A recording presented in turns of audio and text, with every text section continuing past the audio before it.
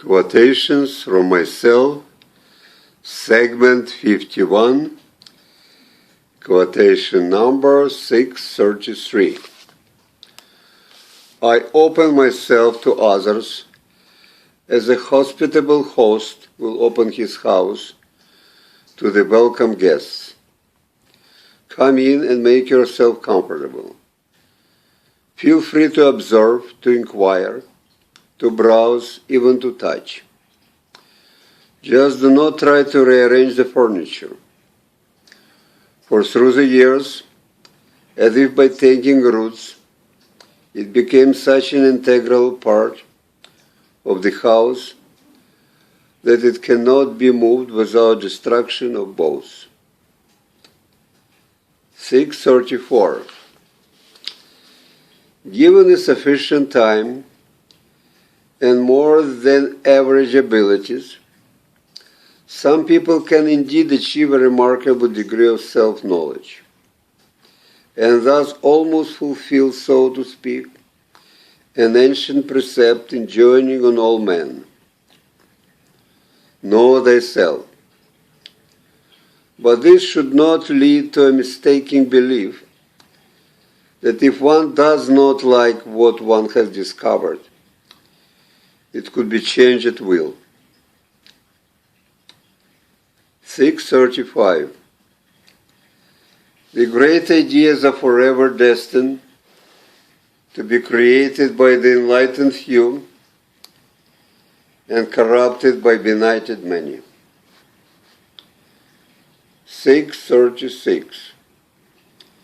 An attempt to change the long-established pattern of a relationship by one of the partners unilaterally and abruptly is akin, to use a modern phraseology, to firing the others on a very short notice and without an opportunity of retraining. 637. Quite often being creative means doing something people are not willing to pay for. 638.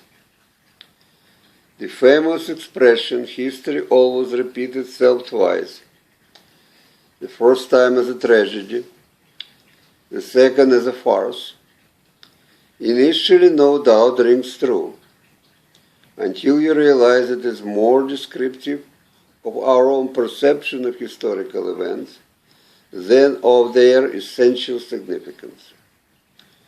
For in reality, tragedy and farce are often inseparable, and the true history is a combination of both. And only the mystery of yet unknown, which inevitably surrounds the first encounter with phenomena, makes it appear more tragic than it is, while the familiarity understandably implicit in the second breeds an equally inevitable contempt, when the farcical tends to overshadow, though not for very long, the tragic, which is seldom far away.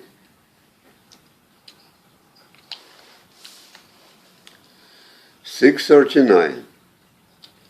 As for me, one of the biggest dilemmas in life will always remain whether it is more profitable to be macro-wise and micro-stupid, or vice versa. For to be equally prudent in the matters of the long-term overall importance and at the same time of everyday trivial and fleeting concerns is the ideal few of us can live up to. 640. The American culture is like a huge supermarket wherein the dazzling variety of goods obscures rather successfully the fact that they are all produced by the same few companies and made of essentially the same few ingredients. 641. It is by no means an accident that a writer who compared the world with a stage where every man must play his parts was an Englishman, one William Shakespeare. For the only world Shakespeare knew was England.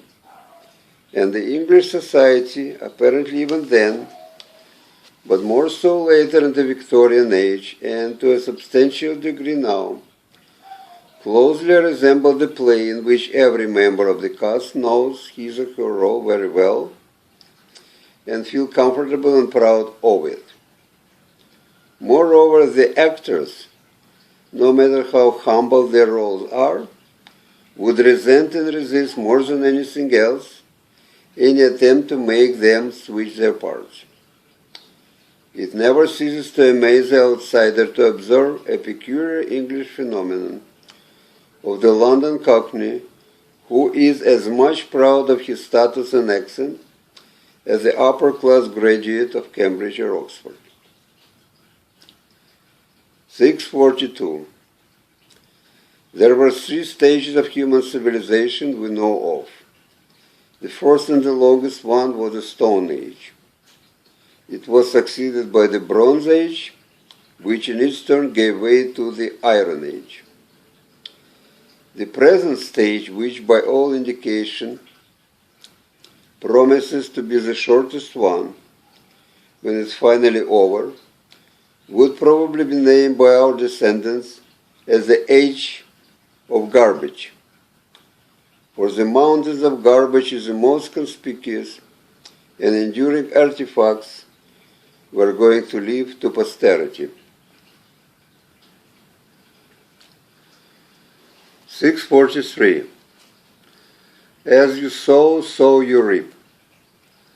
Thus the obnoxious arrogance of the English upper classes inevitably provokes the reaction of equally obnoxious rudeness of the lower ones, especially on the part of its most unconstrained subgroup, the youth. And the truth of this statement is clearly demonstrated by the notoriously bad behavior of the British working class adolescents, the behavior which is being imitated now, mostly without similar justification, by the young people all over the world. 644. By observing the obvious differences between the diverse groupings of people, some educators have come to the conclusion that to accommodate these differences, the knowledge itself has to be separated too. Yet, the separate knowledge tailored to fit the peculiar experiences and sensibilities of the various social, racial, cultural, gender groups can only perpetuate and widen this estrangement, thus depriving knowledge of its most important feature, universality, and its most important function, unification. 645. Every popular movement, be it political, religious, national, etc., has to have its heroes, who serve as the enduring symbol of hope and as the source of continuous inspiration, since the wide imitation is essential for success. But it also needs no less and probably more its martyrs, both to explain its origin and justify its cause, but mainly as a constant reminder of the fate awaiting those who fail. 646. It should be considered as axiomatic that the more power one has, the more good one can potentially do. On the other hand, it is also true, albeit not always, but still in the majority of the cases, that to gain this power, one has to do a lot of bad things. Hence the unsolvable dilemma and the cruel paradox facing those well-intentioned but scrupulous individuals who want this world to be a better place to live in, but are afraid to make it worse in the process. 647. I look at it, said the man about to be hanged, as an opportunity to stretch my neck.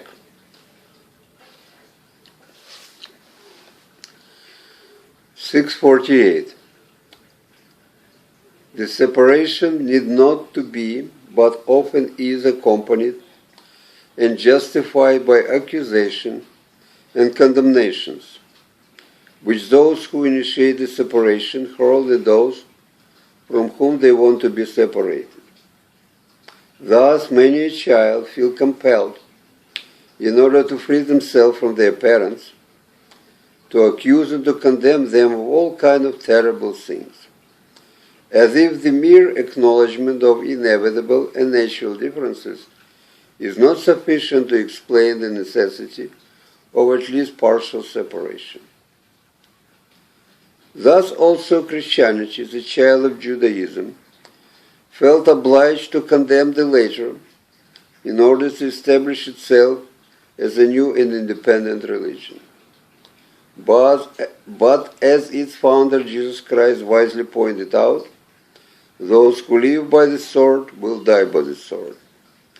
Consequently, Christianity itself had to suffer the same fate it had inflicted upon Judaism when every new Christian sect, branch, and denomination will justify its own split from the main body of the Mother Church by accusing and condemning it.